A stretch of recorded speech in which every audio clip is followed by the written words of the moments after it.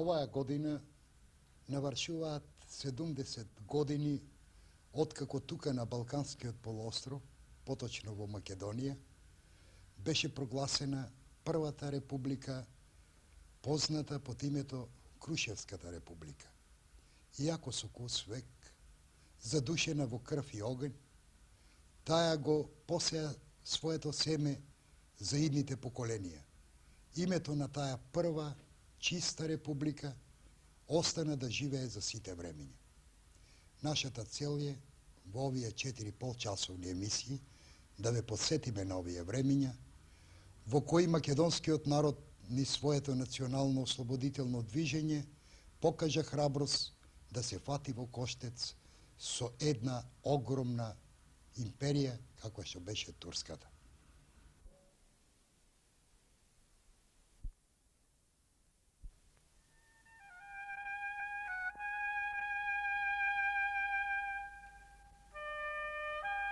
Забележителниот стопански развиток на Македонија од првата половина на 19. век започнал брзо да опаѓа, особено поради ширењето на индустријските земјоделски култури, памукот, тутунот и афионот и нивното вклучување во внатрешната и во меѓународната размена.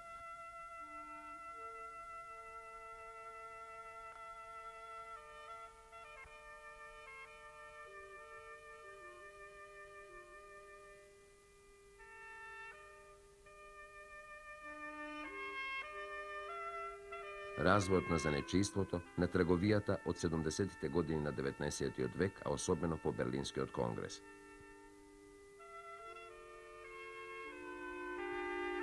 Во Македонија, како и во цела Турција, стопанските извори на земјата им биле подредени на интересите и целите на странскиот капитал, кој бил првенствено заинтересиран за македонските земјоделски производи и за други сировини.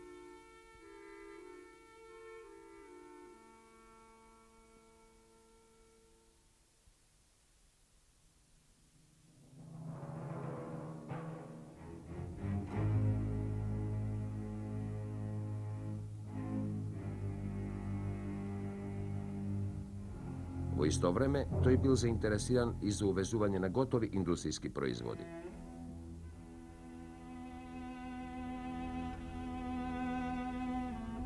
Таквата стопанска политика го оневозможувала развојот на преработувачката индустрија во земјата.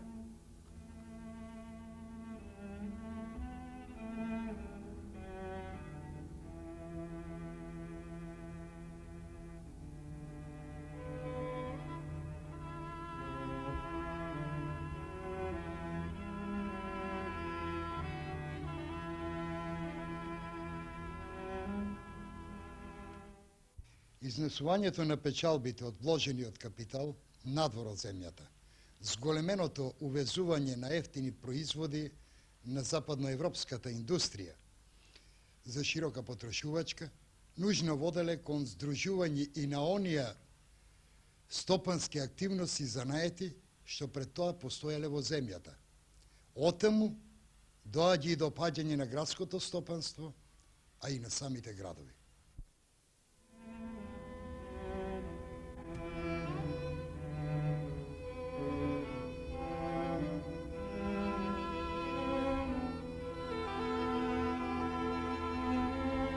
Најголем удар претрпеле центрите на домашното занечество и манифактурното производство, кое се наодело во рацете на македонскиот елемент.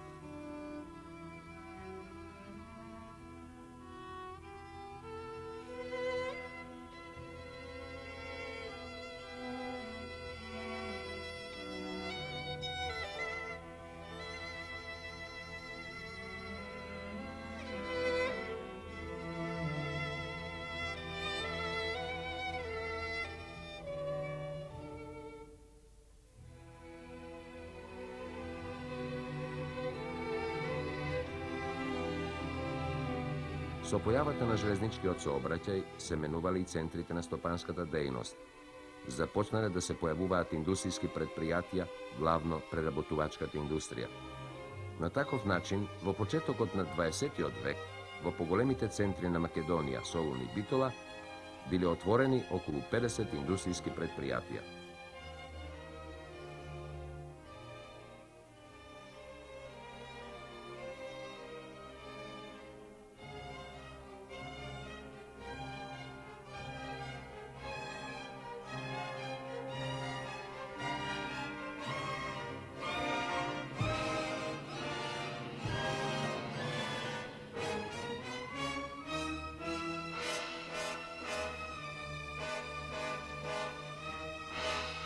Сепак, основен извор за задоволување на потребите на земјата се останувало земјоделското стопанство. По својата структура, Македонија била селска земја. Околу 80% од населението било селско и се занимавало со земјоделство.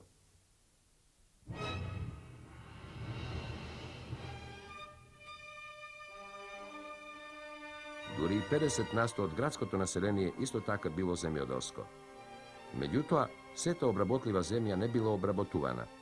Причините за тоа биле повеќе, а пред се чифлишкиот аграрен систем кој започнал да се раздробува на мали нерентабилни стопанства.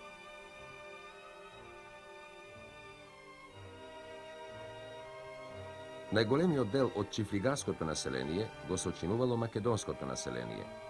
Во почетокот на 20. век, во цела Македонија, нешто околу половината од селата биле чифлигарски. Ваквите стопанства се наоѓале во раците на турски и албански бегови.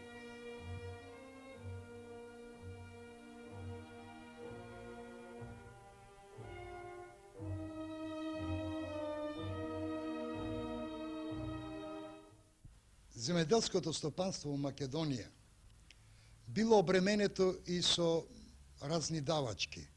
Најголема ставка на државниот буџет представувале земјишниот данок, кој се движел од 4 до 10% од цената на обработуваната земја и оденачувањето на приходите од земјата, вергијата и десетокот, што се оденачувале од 16,5 до 22,5%.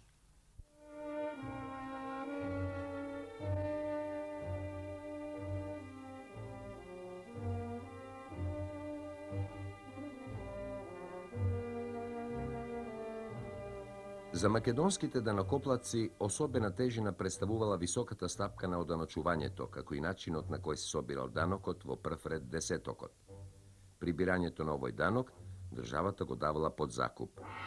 Водени од желбата да извлечат колку што е можно повеќе од данокоплатците, закупувачите се служеле со разни средства на притисок и заплашување, во што обично биле помагани од администрацијата. Закупувачите биле обично турци и албанци. Подоцна ќе се појават и одделни македонци. Тие си наемале вооружени придружби од по 8 до 10 души, составени главно од разни разбойници, и тргнувале по селата. При ова крстарење, закупувачите настојувале најчесто десетокот да си го соберат во пари. За таа цел тие се служеле со разни средства: здружување и подкупување на местните чорбаџии, забрана да се кренат снопието од нивите додека тие не поминале да ги оценат. Сушност, особено се забавувале додека не почнала да пропаѓа жетвата и тогаш селаните се принудувале да им плаќаат и повеќе во пари.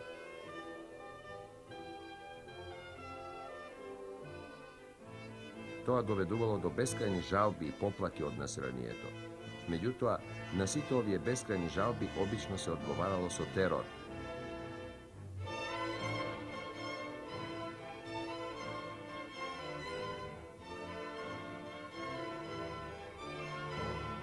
Населението некогаш било присилено да ги уништува и своите овошни градини, бидејќи закупувачите на десетокот земале толку пари колку што чинело целото производство.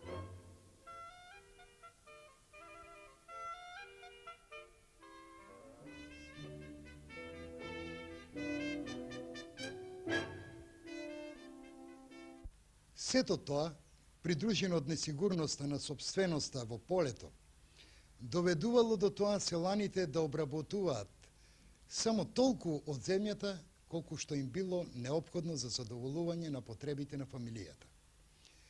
До толку повеќе што во Турција не се плаќал земјишен данок на земјата што не се обработувала, и оттука и објаснението за огромните комплекси на необработена земја.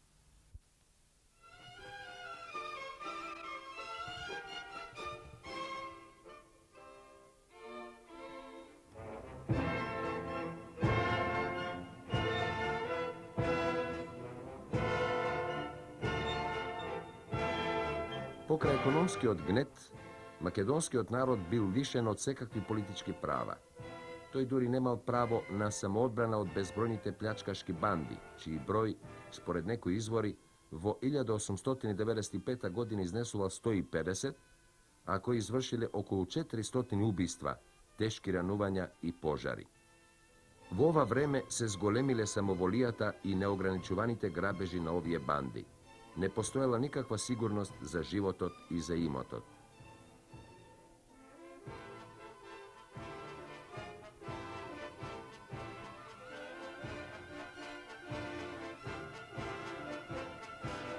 Воопшто, положбата на масата од македонскиот народ била крајно неподнослива. Не постоеле никакви услови за непречен развој на организиран општествено-политички и економски живот. Целиот административно-политички систем единствено се грижел да ја осигури предоминацијата на владеачката класа и нација.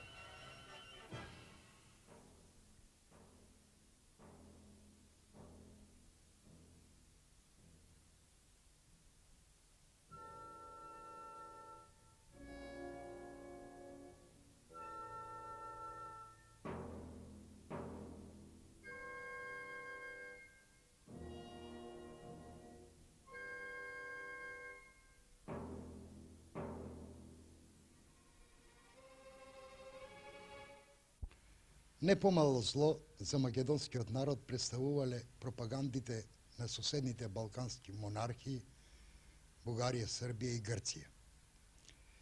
Тие имале негативен одраз врз организационото и идејно-политичкото оформување на македонското национално-ослободително движење и во многу нешто биле причина за брзото изживување на идејните недоречености за создавање на неговиот самобитен македонски лик.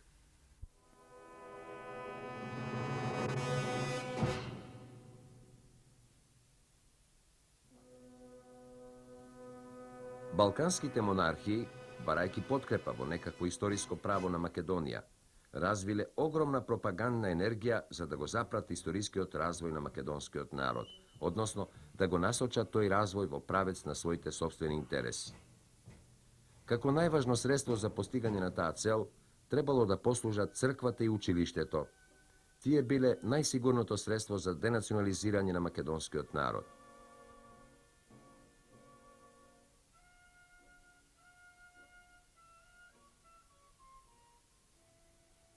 Колку пропагандите на балканските држави му посветувале внимание и енергија на ширењето на мрежата на образовните институции, може да се види од бројот на школите на трите главни претенденти врз Македонија – Грција, Бугарија и Србија.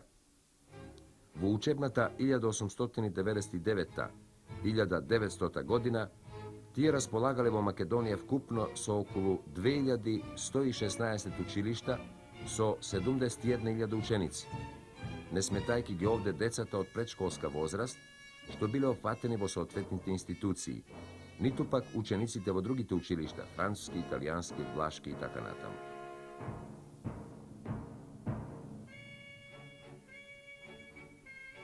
Сите овие пропагандно-просветни институции работеле по различни програми, сееле различни култури и национални сознанија, тоест настојувале да создадат од младите ученици убедени грци, бугари и срби.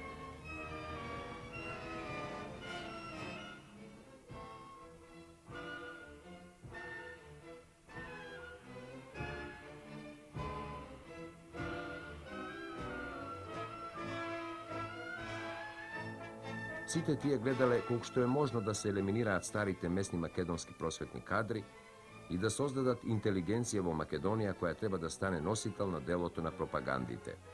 Со тоа тие му нанесувале штета на националното единство на македонскиот народ.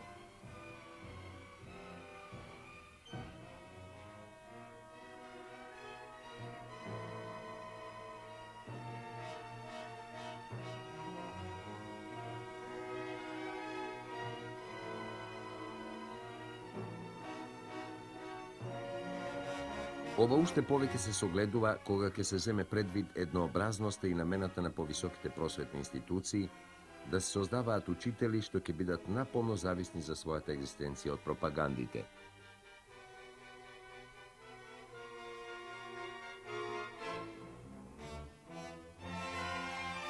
Како изгледало тоа, доволно е да се истакне примерот на бугарските екзархиски училишта во Македонија.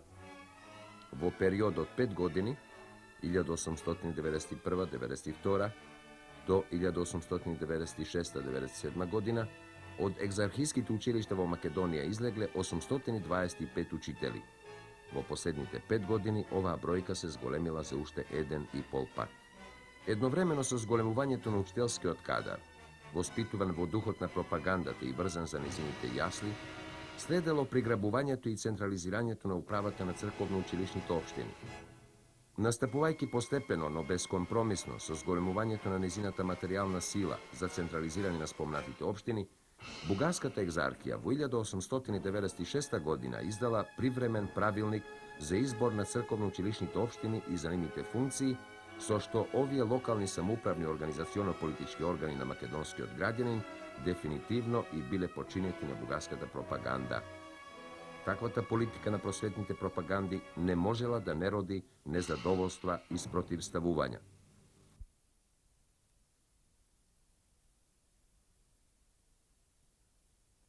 Разните облици на спротивставување против екзархиската и другите пропаганди, бунтовите на учениците, се најдобар доказ за тоа. Обштествено-политичките услови што настапиле во Македонија по Берлинскиот конгрес од 1878 година, па до последните години од 19. век, поставиле пред македонското национално движење нови задачи за решавање: уривање на постојниот турски обштествен и политички систем, борба за независност, за посебна државност. Со други зборови, настапувал период кој барал прегрупирање на обштествените сили на македонскиот народ за решавање на економските, социјалните и политичките задачи на националното движење.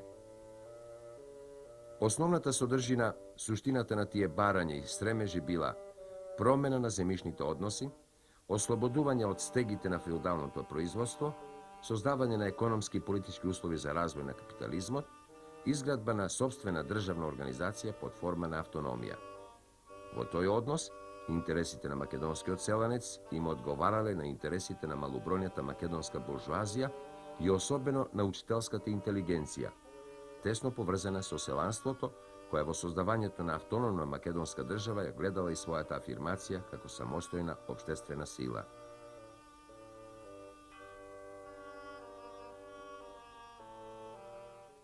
Истакнувањето на овие задачи, нивното поставување за решавање на македонското прашање, од кои зависело неговото логично и успешно решавање, државното оформување на Македонија во случајов не значело и нивното доследно решавање. Тоа не зависело само од историските потреби, нивното програмско поставување и особено нивното акционо решавање било во непосредна зависност од распоредот и структурата на општествените сили во македонското општество во овој период на нашата развиеност, со еден збор од конкретните субјективни сили. Општиот распоред на општествените сили во овој период, врз чија основа се раѓала и се развивала македонската револуционерна организација, главно бил следниот: широките селански маси, антифеудално ориентирани, но културно, идејно и политички заостанати. Тоа била најглавната моторна сила на националното движење. Во тој период, македонското село во некои региони повеќе, во други помалку, и покрај домашниот чифлишки аграрен систем, не било лишено од влијанието на класната диференцијација. Појавата на богати селани, нивниот стремеж за натамошно економско јакнење, биле најдобар знак за тоа. Буржуаскиот и ситно-буржуаскиот елемент во градовите економски недоволно развиен, но политички активен.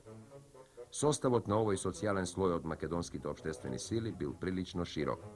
Во него спаѓале трговците, лихварите, чифликсајбиите, занајчиите и други. Покрај овие две основни социјални групи, структурата на македонските општествени сили ја сочинувале уште и недоволно развиеното занечиско работништво по градовите, кое се уште не представувало самостоен политички фактор. Потоа интелигенцијата, особено учителството, тесно поврзано со селанството. Па и споличарите, аргатите и момоците. Кон сите нив се придружило и домородното свештенство, кое исто така било запоставено од страна на туѓинскиот црковно-управен апарат.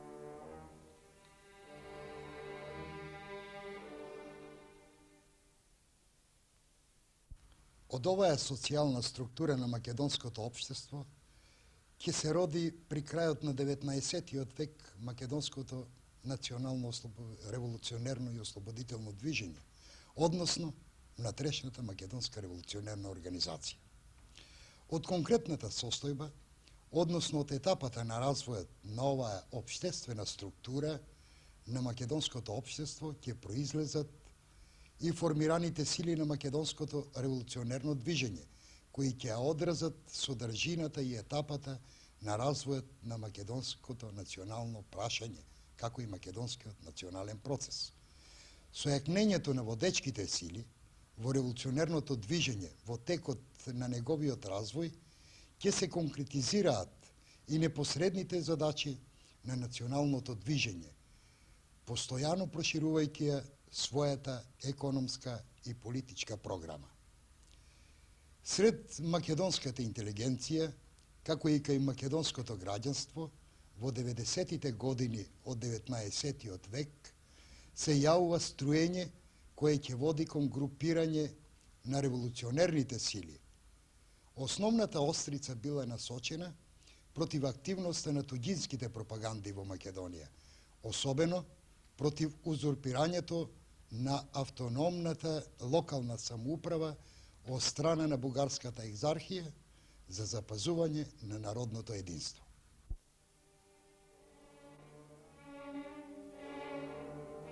Се разбира дека бугарската пропаганда, спроведувана преку екзархијата, успеала да фати корења особено кај македонската буржуазија, која своите интереси ги поврзувала со црковно-школскиот институт. Оваа пробугарска групација, наречена подсмешливо екзархиски гајди, застанала на страната на екзархиските стремежи да ги централизира црковно-општинските работи во рацете на екзархијата. Така дошло до поделба на два лагера, едниот за, другиот против екзархијата. Тоа било причина некои македонски патриоти да дојдат до заклучок дека само една тајна револуционерна организација ќе може да им го пресече патот на туѓите пропаганди во Македонија. Според Даме Груев, околу 1892 година во Софија, меѓу македонската студентска младина се јавила и идеја за основање на револуционерна организација во Македонија поради стравот од дејноста на српската пропаганда. Се мислело дека треба побрзо да се постави прашањето за ослободување на Македонија пред да успее српската пропаганда да го раздроби народот. Од своја страна, еден од основачите на тајната македонска револуционерна организација Иван Хаджи Николов вели дека на идејата за основање на револуционерна организација се дошло за да се оневозможи дејствувањето на трите пропаганди на соседните монархии, посебно бугарската, спроведувана преку екзархијата. Обобштувајќи ги различните искажувања, имајќи го пред се настроението на младината околу 1890 година, како што вели Ѓорче Петров во своите спомени, против владиците, екзархискиот управен апарат, екзархиските учители и службеници, се појавило движење против посегнувањето на екзархијата, безконтролно да го сподели во црковните училишните работи во земјата. Ѓорче Петров го карактеризира ова како реакција против долгогодишното настојување на екзархијата да го концентрира во своји раце диригирањето на општествениот живот, како и прв чекор кон самодејност во земјата. Тоа, вели Ѓорче Петров, неосетно се прероди во револуционерно движење, во кое прво и главно учество зедоа истите луѓе што ја водеа борбата против екзархијата. Развивањето на иницијативата за самоодбрана, спонтано поттикнувана од неопходноста за самозапазување, имало посебно значење за утврдувањето на свеста кај македонскиот селанец, зашто единствениот фактор што можел ефикасно да го заштити неговиот живот и имот бил самиот тој. Резултатите достигнати од кратковременото дејствување на селските стражи, фариите, биле најдобар доказ за оваа свест. Искуството ги упатувало селаните кон натамошно развивање на самоодбраната, кон поврзување на поединците и групите за поединечна заштита од сите напаѓачи врз животот и имотот.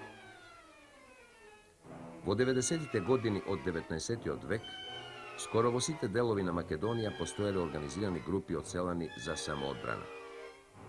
Ваква било состојбата на селото, кога во градовите македонската интелигенција се подготвувала да го започне револуционерното движење. Голема улога во револуционизирањето одиграла Солунската гимназија. Во ова екзархиско училиште меѓу учениците се создал околу 1890 година револуционерен кружок на чело со Гоце Делчев. Околу 1892 година во Софија студентите македонци презеле иницијатива да се организираат во името на идејата за самообразување и заемно влијание. Таа идеја за враќање на секој студент по завршувањето на студиите во Македонија прераснала во идеја за создавање на револуционерна организација. Така се создала Македонската студентска дружба во Софија, чија цел, според Даме Груев, е привидно научна. Всушност имала цел да работи за идната револуционерна борба. Политичките услови во Бугарија не дозволиле друштвото да развие некоја поголема активност. Апсењето на Даме Груев и некои негови соработници довело до незиното распаѓање. По излегувањето од затвор, Даме Груев се префрлил во Битола. Во летото на 1892 година тој се зафатил одново со револуционерна работа. Пренесувајќи ја идејата од Софија, тој групирал околу себе некои учители. Така, основите на дружбата биле обновени, но сега во Македонија. Во Битола се пристапило кон изработување на устав. Во исто време, додека Даме Груев вршел подготовки за престојната револуционерна работа, Иван Хаџи Николов на своја рака разменувал мисли за создавање на револуционерна организација во Македонија. Покрај изменетите мисли со Петар Попарсов, доктор Христо Татарчев, Христо Батанџиев и други, во 1892 година тој заминал во Софија. Тука, со посредство на новинарот Коста Шаков, се сретнал со Гоце Делчев, во тоа време ученик во Воената академија, пред кој ги изложил своите замисли за основањето на организацијата.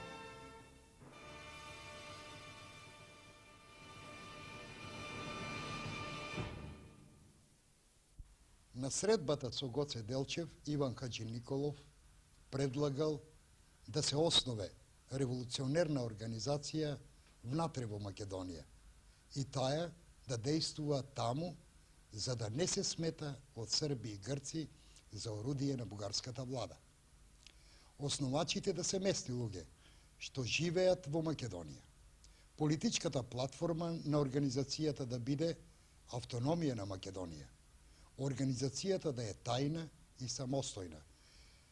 Да не влегува во врска со владите од соседните балкански држави, од македонската емиграција во Бугарија и од бугарското општество, да се бара само морална и материјална подкрепа за борбата на македонските револуционери. Постоењето на разни групи и кружоци во разните концепции за тоа каков облик и цел треба да и се даде на идната револуционерна организација, потикнувала кон иницијатива за поставување основите на организацијата, која ќе ги собере, ќе ги обедини расфрланите, распокинатите сили, ќе ги подчини на една определена цел – ослободувањето на Македонија.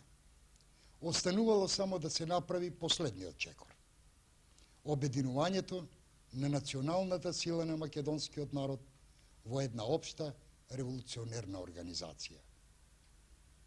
За создавањето на внатрешната македонска револуционерна организација и за нејзината дејност во првите години по основањето ќе зборуваме